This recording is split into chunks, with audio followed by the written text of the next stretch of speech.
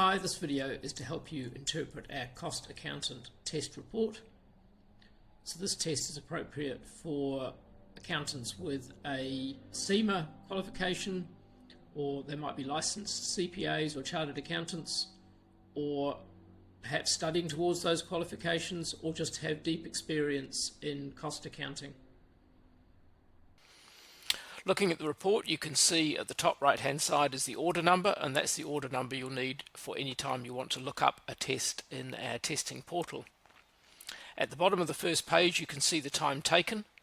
This test has an allocated time of 40 minutes, so if that time taken says 40, that means your candidate was still working on the test when their time ran out. Otherwise you can see how long they spent in the test. The start and finish times tell you the date and time the candidate entered and exited the testing platform, which includes the time for them filling out their details in the biodata and doing some sample questions. If you go through to the next page, this gives you some background. It also gives you a link to our website about the proctoring. All of the tests are proctored. What that means is that as the candidate is doing the test, their camera is on and it's making sure that they're doing the test under fair exam conditions. This includes monitoring who's taking the test, the use of other devices, and if they're accessing other windows on the device that they're using. Each test report like this comes with a proctoring report, which for privacy reasons you can only access by logging in to the testing platform. So follow the link to the website to see a video there which helps you interpret the proctoring report and also make sure that you know how to find that proctoring report in the testing portal.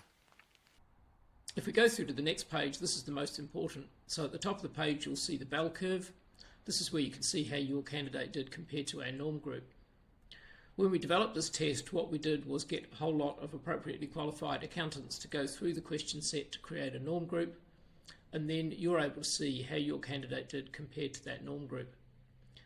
How do they stack up against their peers when looking to see whether they've got the technical knowledge that you need? The top of the bell curve is the 50th percentile, so at that level half their peers have a better technical ability than the candidate and half have less. At the 75th percentile, the candidate is better than 75% of their peers or of the norm group, and so on. Because there's always some variety in the seniority of a job that you're advertising, you'll need to make a judgment as to how high a candidate's technical knowledge needs to be to justify keeping them in the hiring process. Taking on a candidate whose skills are less than you might prefer might mean you need to consider what training or mentoring the candidate might initially need. At the bottom of the page are the raw scores. This is how the candidate did when answering the 40 questions in the test. The raw score is compared to the norm group raw scores, and that's how we came up with the percentiles for the bell curve. The tests are generally quite hard, so the raw scores reflect that, which is why the percentile score is the most important one for comparing the candidate against their peers. In the raw scores section, the green bar is the questions they got correct, the red bar is the ones they got wrong, and the grey bar is the questions they didn't answer. We use the raw scores for all the analysis in the rest of the report. So on the next page you can see the first level of analysis.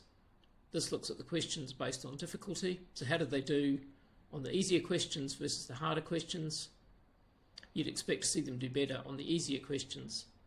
If that's not the case, then you'll need to look in more detail at the topic analysis, what questions they didn't answer, and potentially at the proctoring report.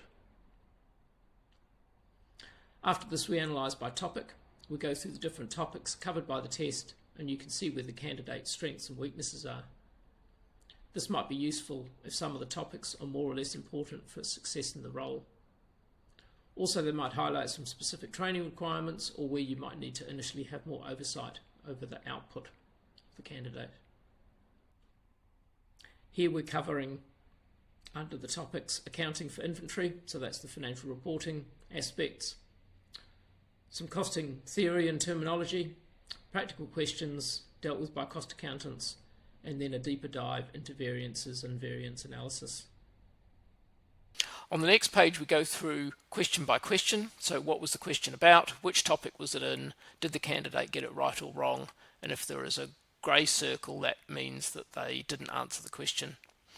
If you see a lot of omitted questions, that normally means the candidates run out of time. And what that in turn means is the material was probably too hard for them. They were struggling, so typically you'll see a candidate that runs out of time. They also do relatively poorly on the test. For a candidate who's confident in the material, 40 minutes is long enough to comfortably answer all the questions. The last page gives you some hints about interpretation, which is pretty much what we're doing here, and our contact details. So if you ever have any questions on a test report you've got in front of you, or anything else you want to ask, don't hesitate to get in contact with us at help@accounttests.com. Thanks for watching this video.